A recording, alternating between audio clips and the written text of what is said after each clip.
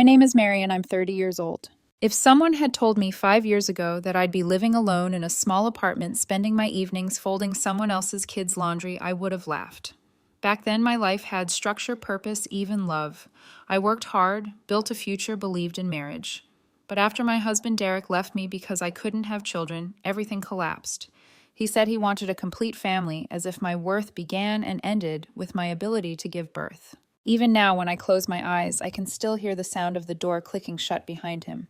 Final casual, like the end of a sentence that didn't matter. After the divorce, I poured myself into work. I've been a consultant at an upscale clothing store downtown for 5 years now. The hours are brutal, but I like seeing people smile when they look in the mirror and finally feel good about themselves. It's something I can give even if I can't give life. For a while, my days were just a loop work-home silence. Then my younger sister Mia showed up. She was 27, all glitter and drama, the kind of person who walks into a room and expects everyone to orbit her. "Rach, you work too much," she said, flopping onto my couch one evening, like she still lived there. "You should spend more time with family. The boys miss you." Her boys, 2 sons from 2 marriages that ended almost as fast as they began. Mason was 6, already too smart for his own good, and Tyler 3, still clumsy with his words, but full of laughter. At first, it was sweet. I'd visit after work, bring them little gifts, help with dinner, read bedtime stories. They'd curl up next to me, and for a while that aching emptiness inside me softened. I thought maybe this is what healing feels like. Mia was grateful at first, or at least she pretended to be. "You're a lifesaver, sis. I swear I don't know what I'd do without you," she'd say, smiling that half-genuine, half-calculated smile I knew too well. Her apartment was always a whirlwind, clothes on chairs, dishes in the sink, the faint smell of perfume and baby powder mingling in the air. I'd tidy up while she got ready for her meetings. She said she was dating again, trying to find the right man who could be a father to her kids. I believed her. I wanted to. But weeks turned into months, and I began to realize something. Mia was home less and less. She started leaving before I arrived and coming back long after I'd put the kids to bed. Sometimes I'd hear the click of high heels at the door close to midnight, followed by her soft laughter, a sound too carefree for someone struggling to raise 2 boys alone. I'd wake early the next morning, bleary-eyed, to find her still asleep. Makeup-smudged phone buzzing with messages she didn't want me to see. Still, I told myself it wasn't my place to judge. I'd always been the good sister, responsible, dependable, the one who cleaned up everyone else's mess. Maybe that's why I didn't stop when things started to feel wrong. One Saturday, I came over with groceries, and Mia was standing by the mirror, dressed in a tight red dress, adjusting her lipstick. "Big plans?" I asked, trying to sound casual. "Dinner," she said without looking at me. "Networking." "At noon," I frowned. She smirked. "Early bird catches the millionaire." That's when I noticed her nails, fresh, glossy, perfect. The kind that costs more than my weekly groceries. I laughed it off, helped the boys with their lunch, and tried not to think about it. But later, while cleaning up the toys scattered across the living room, I heard her voice from the bedroom light, dismissive on the phone with someone. "Oh, Mary. Yeah, she practically lives here now. She loves taking care of them. Saves me a ton of trouble." A pause, then laughter. "It's like having a live-in nanny for free." I froze. The plastic dinosaur in my hand slipped and hit the floor. In that moment, the warmth I'd felt, the comfort of family, of belonging, twisted into something sour. I stood there staring at the doorway, realizing I wasn't a sister in her eyes. I was free labor. Still, I didn't confront her. I tucked the hurt away, told myself she didn't mean it, that maybe I'd misunderstood, because that's what I always did: forgive first, fall apart later. That night, after putting the boys to sleep, Mason wrapped his arms around my waist and whispered, "Aunt Mary, you're the best mommy ever." The words hit me harder than I expected. I smiled, kissed his forehead, and told him to go to bed. But when I turned off the light and walked out, I felt my heart tighten, because he was wrong. I wasn't their mother. And soon I'd realize I wasn't even their aunt in the way I thought. The following weeks blurred together. My life revolved around 2 jobs, now one paid, one unpaid.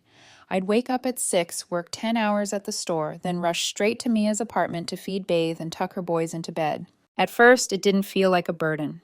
Mason's little thank you. Aunt Mary hugs made my exhaustion bearable. Tyler's messy kisses, his toddler giggles, they filled that hollow space Derek left behind. But slowly I began to notice how much of my life wasn't mine anymore. Mia had started scheduling her shifts at the cafe in the mornings, but she always found an excuse not to come home until long after dark. "I'm networking," she'd say, or "I met a guy who might help me with a business idea." Each time I nodded, convincing myself she was just trying to get back on her feet. That was until one night when Mason had a fever and I couldn't reach her. I called, texted, even left a voicemail. No response.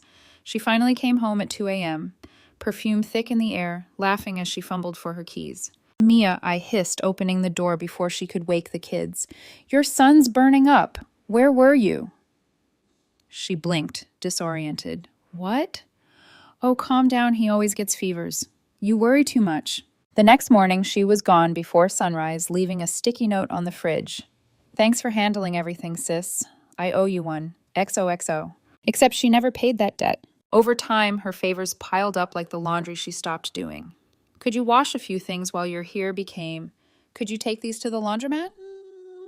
Then she added her own clothes to the pile of expensive fabrics that had no business sitting next to a child's pajamas. One evening, she texted, "Hey, can you also pick up groceries on your way? I'm short on cash. I'll pay you back later." She never did. And I kept saying yes, because I love those boys, because the thought of them being alone or worse, neglected, made me sick. But the exhaustion began to seep into everything. I'd fall asleep standing in the dressing room at work. My manager noticed the dark circles under my eyes. "Mary, are you all right?" she asked one afternoon, resting a gentle hand on my shoulder. I forced a smile. "Just family stuff," she sighed. "You're one of my best employees. But you can't keep doing this to yourself. Maybe shorten your shifts." It sounded like relief at first, more time, fewer hours. But when the next paycheck came, my stomach dropped. The numbers were smaller, too small. The beach vacation I'd been saving for a dream I'd whispered to myself. Every time I folded, another stranger's expensive dress vanished with one look at my bank balance. I started skipping meals to stretch my money. I told myself I didn't need much. I could make do. But I couldn't shake the gnawing feeling that I was trapped in a cycle I didn't agree to.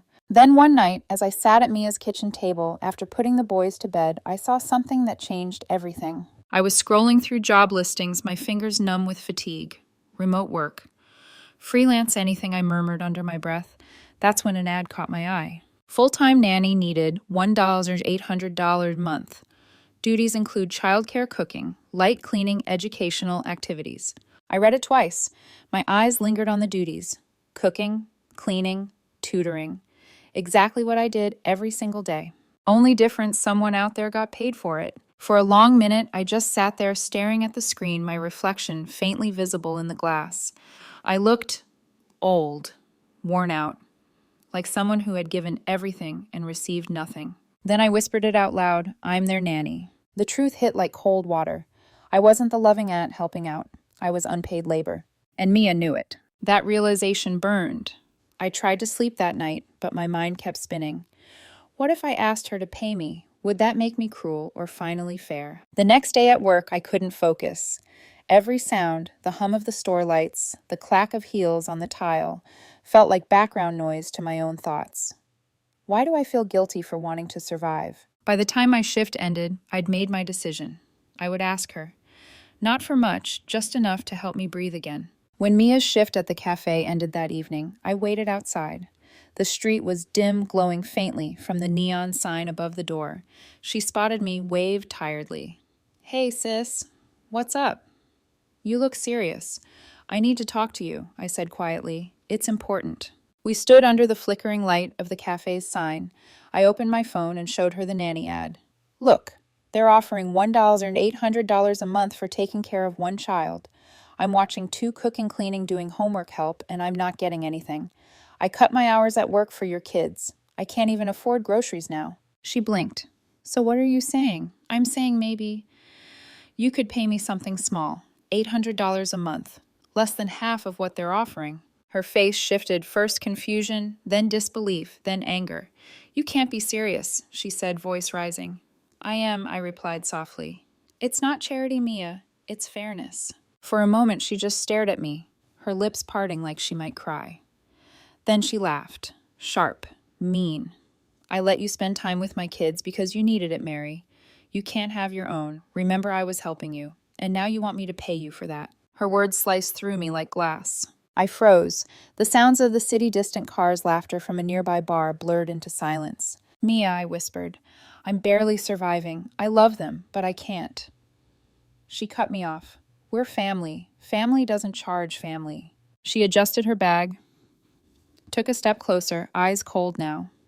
If you want money, then don't see them anymore. Maybe that'll remind you what matters. The air left my lungs. You're serious. Completely. She turned away, walking toward the parking lot. For a second, I thought she'd leave it at that. But then a black car, sleek polished, pulled up. The driver stepped out, an older man in a tailored suit. He smiled at her like she was already his. Mia hesitated, glanced back at me, a faint smirk tugging at her lips. Don't wait up, sis. I'll call you, eventually. She climbed into the car, the door shut, the engine purred. I stood there under the buzzing cafe light phone, still open in my trembling hand, the nanny ad glowing on the screen. And for the first time in my life, I realized kindness alone could ruin you. For days after that night, I couldn't focus on anything. At work, I folded blouses and smiled at customers like nothing was wrong, but my mind kept replaying her words, "You can't have your own, remember." She said it so easily, like a fact she'd been waiting to throw in my face. The next evening, I sat in my small apartment staring at the nanny ad, still open on my phone. $1,800 for one child. I whispered the number to myself like a spell, not because I wanted the money, but because I needed to remind myself that what I was asking for wasn't greed. It was fairness. But the guilt still crept in. Every time I thought about calling Mia again, I saw Mason's face, his sleepy eyes when he said, "You're the best mommy ever." If I stopped helping, I'd be punishing them, not her. On the fourth night, I picked up my phone, not to call Mia, but my mother. "Mom, can I talk to you about something?" I began carefully. "Of course, sweetheart. Is everything all right?" I hesitated. "It's about Mia." Instant change in tone. "What did she do this time?" I took a breath. "It's not what she did exactly. It's what I've been doing. I take care of her kids every day after work weekends. I cut my hours just to manage it all. I even buy groceries sometimes. But I can't afford it anymore, and when I asked if she could pay me a little, she called me greedy." Silence. For a moment, I thought maybe my mom understood. "Then, oh, Mary," she sighed. Disappointment dripping from every syllable. "You're overreacting again." My throat tightened. Overreacting. "Yes, you don't have children of your own, so you have time. Mia needs help. She's struggling. You should be grateful you can do something meaningful with your free time." "Free time?" I almost laughed. "Mom, I barely sleep." "Don't start with excuses," she snapped. "Family helps family. Always has, always will." Then my father's voice joined in. Deep, stern, final. "Your mother's right. Asking for money from your own sister. That's shameful. You were raised better." I stared at the phone, tears burning my eyes. "You mean she was raised to take and I was raised to give," I muttered. "What was that?" my father demanded. "Nothing." "Good," he said. "Now apologize to your sister when you see her next." They hung up before I could say another word. I sat there in the dark, the only light coming from the phone screen reflecting off my tears. That night, something inside me cracked the part of me that still believed family automatically meant love. The next morning, I ignored Mia's calls. For the first time in years, I didn't show up to her apartment. I told my boss I'd take an extra shift instead. It felt strange, liberating, and terrifying at once. By the third day, Mia left 6 voicemails. They started polite. "Hey, sis, could you come over? The boys miss you." Then they turned sharp. "Mary, where are you? You know I need to work." Then finally desperate. "If you care about my kids at all, you'll answer your phone." But I didn't, not yet. Instead, I called someone else, David Collins, an old college friend who'd gone into law. We hadn't talked in years, but he answered on the second ring. "Mary, wow, it's been ages. How are you?" I exhaled shakily. "I've been better. David, I need advice. Legal advice." We met the next day at a small cafe near my store. He looked almost the same, calm, meticulous, always reading people like a lawyer, even when he wasn't trying. After I told him everything, he leaned back in his chair, frowning.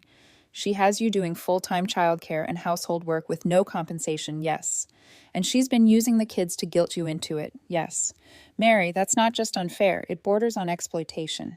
The word made my stomach twist. "I'm not looking to sue her," I said quickly. "I just want her to stop, to treat me with some respect." He nodded slowly. "Then you need leverage, something that will make her realize you're serious." "What kind of leverage?" David hesitated. "You mentioned the house was messy, right? Kids often left unattended." "Yeah, when she's out." Then you remind her that neglecting children can have legal consequences. The thought made me uneasy. I didn't want to threaten my sister. I wanted her to grow up. But David's tone was steady. You're not doing this to hurt her, Mary. You're doing it to protect yourself and her kids. That night, as I lay in bed, his words echoed, protect myself, protect them. The next morning, I looked at the clock, 9 a.m. It was Saturday. I knew Mia would be home, sleeping off her late nights. My heart pounded as I texted David, come with me, I'm ready. He replied within minutes, on my way. When we arrived, I knocked hard enough to wake the building. Inside, I heard scrambling a door creaking open, and then Mia's groggy voice. Mary, what the hell are you doing here so early? I stepped aside, letting David enter first. This is David Collins, I said. He's a lawyer. Her eyes widened. A lawyer? For what? For a conversation you've been avoiding, David said calmly. The apartment smelled of sour milk and stale perfume. The boys' toys covered the floor. Dishes crusted with old food sat in the sink. But her bedroom door was half open, spotless inside. Bed made a new designer handbag, perched on the dresser. David walked through the room silent but observant. Finally, he turned to Mia. Ms. Parker, he said evenly. The condition of this home is concerning. If Child Protective Services were notified, they'd have grounds to question your parental care. Her face drained of color. You can't do that, I can. And I will unless you correct this situation immediately. Mia looked at me, eyes wide, trembling. Mary, please. You wouldn't... I met her gaze, voice steady. I don't want to take your kids away, Mia. I just want to be respected, paid for the work I've done, and for you to start being the mother they deserve. David pulled a paper from his briefcase. We've calculated what you owe her based on standard nanny rates and the hours she's worked. He read the number aloud.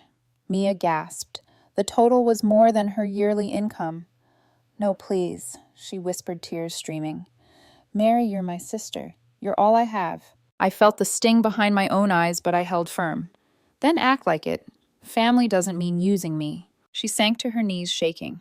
Okay, she breathed. Okay. I'll pay you. I'll fix everything. For the first time, she sounded sincere, terrified, but sincere. As David packed his things, I glanced around the apartment. Mason was watching us from the hallway, clutching his toy dinosaur, eyes confused. When he whispered, Aunt Mary, are you mad at Mommy? I knelt down and hugged him tight. No, sweetheart, I whispered. I just need her to learn how to take care of you the way you deserve. Behind me, Mia started to sob. And though I'd waited years for her to feel remorse hearing, it didn't make me happy. It just made me tired. After that day, everything changed. For the first time in years, Mia stopped calling me. The silence was unsettling at first. No texts, no guilt trips, no late-night messages asking if I could please just watch them one more time. The quiet should have been peaceful, but it wasn't. It felt hollow. A week passed before my parents called. I saw Mom flashing on my screen and hesitated. My chest tightened. Part of me hoped she'd heard about what happened and finally understood. Maybe she'd even defend me for once. I answered. Hi, Mom. Her voice was sharp, already loaded with judgment. Mary, what have you done to your sister? My stomach sank. She told you she's in tears, my mother said. She said you threatened her with a lawyer with taking her children away. Is that true, Mom? That's not what your father's here too, she interrupted. Put me on speaker, honey, I heard him say in the background. My father's voice came next, controlled but heavy with disappointment. Your mother and I are ashamed of you, Mary. After everything we taught you about family loyalty, this is how you repay your sister. Repay! That word echoed in my chest like a bruise being pressed. Dad, I've spent years taking care of her kids, I said, my voice trembling. I cut my hours at work, lost money, barely slept. And she's a single mother, trying her best, he cut in. You're childless. You wouldn't understand the pressure she's under. Childless. The word stung like acid. They always used it as if it explained everything, as if my infertility made me less capable of knowing love or exhaustion. Do you know what she told us, my mother added coldly? That you've become bitter. That you can't stand seeing her happy, so you're punishing her. My God, Mary using the law against your own sister. That's not what happened, I whispered. My mother's voice hardened. You don't charge family. We raised you better than this. I laughed bitterly. No, you raised me to fix everything she breaks. There was a long silence on the other end. Then my father said, You should apologize to Mia. You've embarrassed yourself and this family. I took a deep breath, my voice steady now. I'm done apologizing for asking to be treated like a human being. Then I hung up. My hands were shaking, but something inside me, something small and long buried, felt lighter. It was the first time I had ever said no to them. That night I couldn't sleep. I kept thinking about Mason and Tyler, how confused they must have been when I stopped showing up. Were they being fed? Was Mia home with them now, or still out chasing networking opportunities? I almost called her. But David's words came back to me. You can't save someone who doesn't want saving. Instead, I made a decision not out of anger, but clarity. I wouldn't chase her anymore. If she wanted to fix things, she knew where to find me. Days passed. I went to work, came home, tried to rebuild a life that felt foreign without the boys' laughter in it. For years, my world revolved around their needs. Without them, my evenings were too quiet. I'd find myself looking at the clock 7:30 bedtime and feel my chest ache. One rainy evening, as I sat by the window, nursing a cup of tea, there was a knock on my door. I opened it to find Mia standing there, soaked from the rain, clutching her phone like it was a lifeline. Mary. Her voice was hoarse, trembling. I didn't move aside. What do you want? She looked down, wiping her face. I can't do this alone. I crossed my arms. You managed fine when I was gone. Remember rich boyfriend vacations, nights out? Her face crumpled. He left. He found out I have 2 kids and said I lied about being free. She let out a bitter laugh. Guess he wanted a girlfriend, not a family. I didn't say anything. She continued, her voice cracking. I tried. I really did. I worked double shifts at the cafe. I hired a cleaner.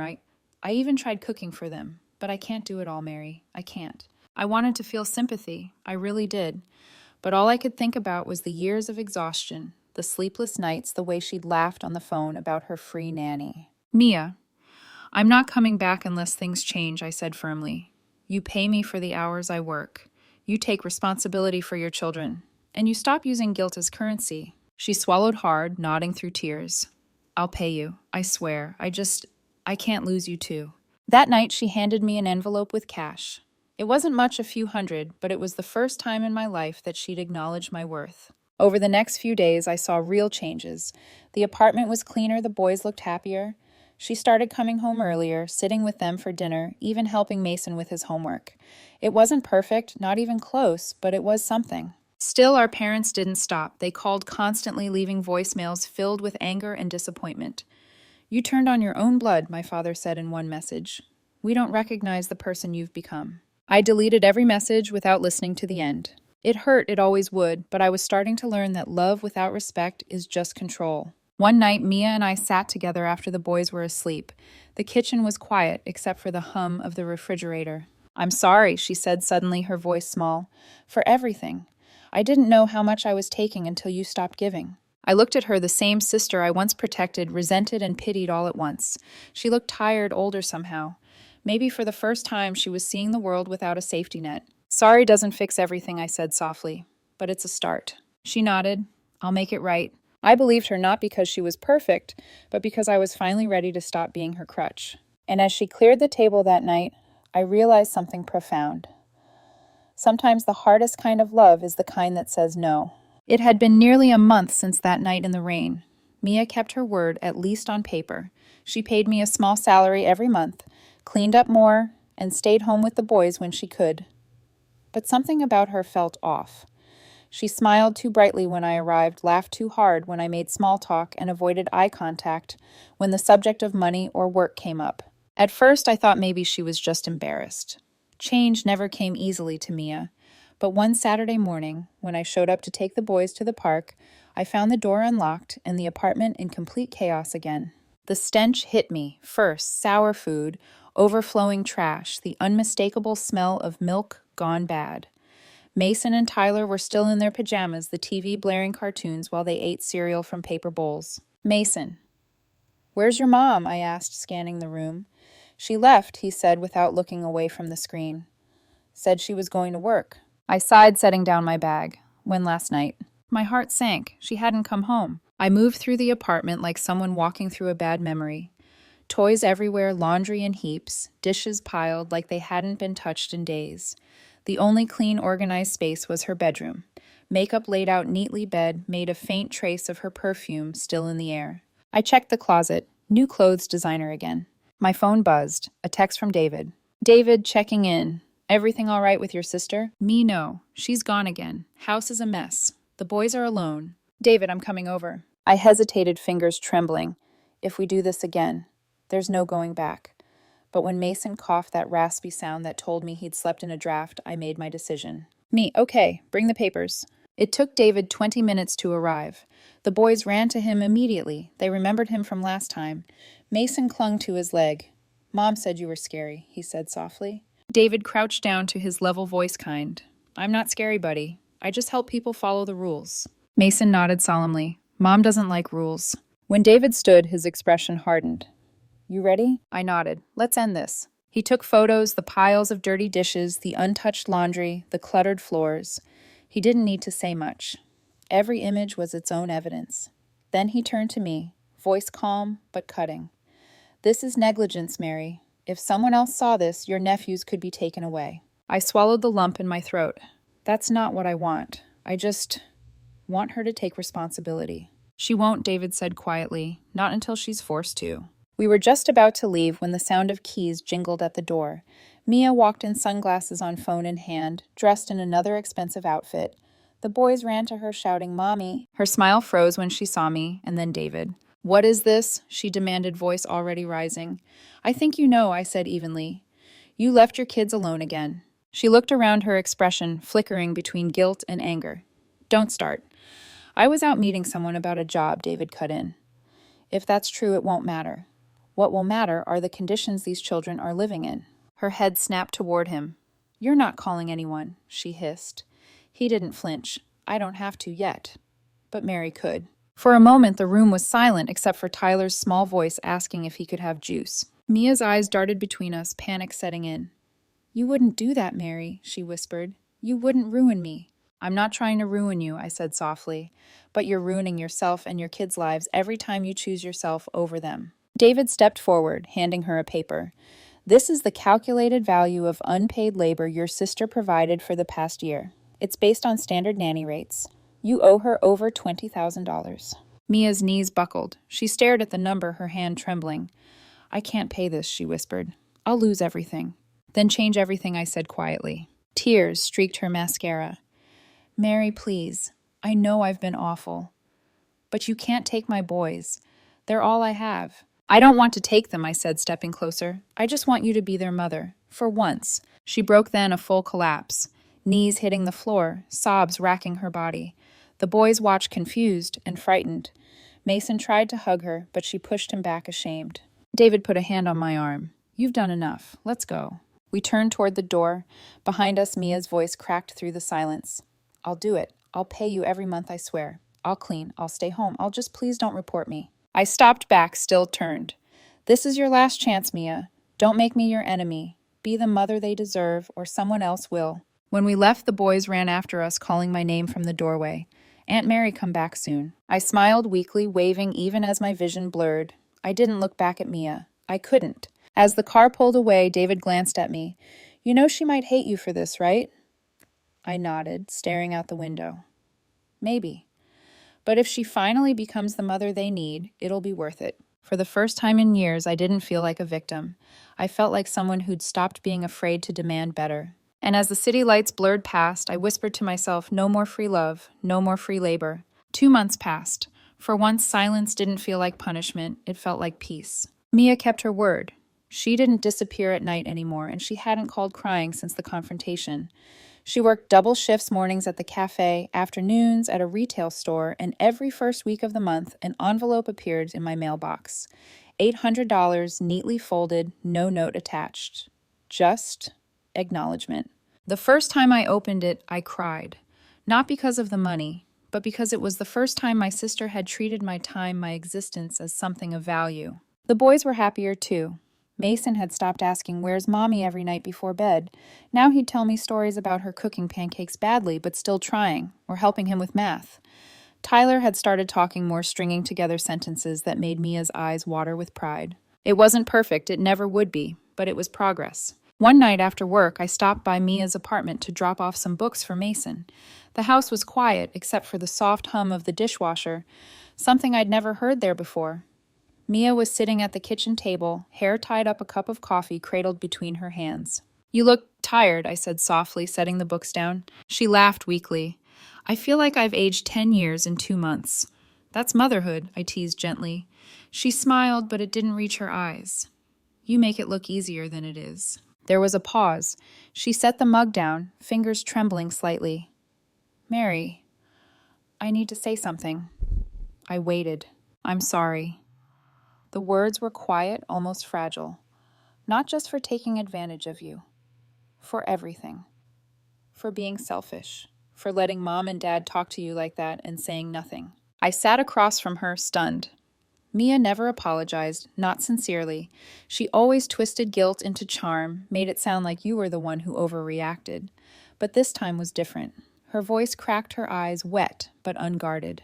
When I was younger, she continued, I thought being the baby of the family meant I deserved everyone's help. I didn't realize how much you gave up for me. You were like a second mother, and I treated you like a servant. I looked down, swallowing the ache rising in my throat. You were young Mia. You didn't know better. She shook her head. No, I did. I just didn't care. Silence stretched between us. The hum of the refrigerator filled the space where years of resentment used to live. Finally, she reached into her pocket and slid a small photo across the table. It was an old picture, me and her as teenagers. I was 15, she was 12, both of us covered in flour from one of my early attempts at baking. We were laughing, carefree, before the weight of adulthood and expectation ruined things. I found this, she said softly. I miss her, the sister who used to make me laugh. I traced the edge of the photo, smiling faintly. She's still here, just tired. Mia let out a shaky breath. Then let me try to bring her back. For a moment, neither of us spoke. Then, almost on instinct, she reached across the table and took my hand. Thank you, she whispered, for saving me, even when I didn't deserve it. It wasn't forgiveness, not yet, but it was something stronger, understanding. That night, after the boys went to bed, I lingered by their doorway. Mason was fast asleep, hugging his stuffed dinosaur. Tyler was sprawled across the bed, mouth open, dreaming with the innocence only children can afford. Watching them, I felt a strange warmth, the kind that wasn't quite motherhood, but close enough. I knew I'd never have children of my own, but somehow life had given me these two hearts to protect for a while, and that was enough. When I left, Mia walked me to the door.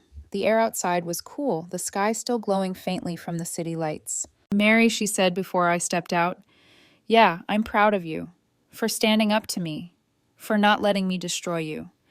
I smiled faintly. I'm proud of you too, for learning how to stand on your own. She laughed softly. Guess we finally grew up. Guess so. I walked home slowly that night. The streets were quiet, the kind of stillness that comes after a long storm when the debris has settled and the world smells clean again. I thought about everything that had happened, the shouting, the guilt, the silence, the tears. How I had once believed family meant giving endlessly. But now I knew better. Family wasn't about blind sacrifice. It was about respect, the kind that doesn't need to be begged for. When I reached my apartment, I looked up at the city skyline and smiled. I may not have my own children, I whispered, but I finally have peace, and that's worth more than anything. And for the first time in years, I turned off my phone, made myself tea, and sat in the quiet. Not because I was waiting for someone to need me, but because I had finally learned to belong to myself.